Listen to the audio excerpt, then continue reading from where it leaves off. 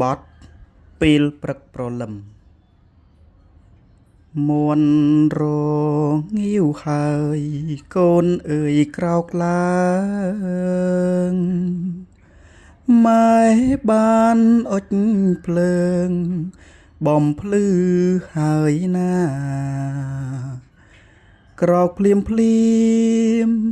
អោណាកូនណា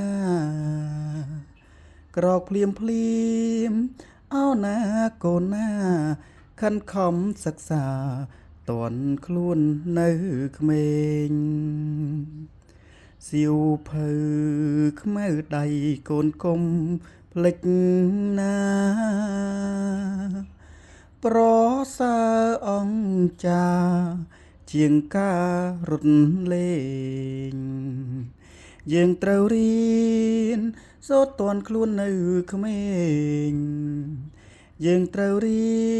នសូត្រតន់ខ្លួននៅក្មេងកូនកុំនៅគេង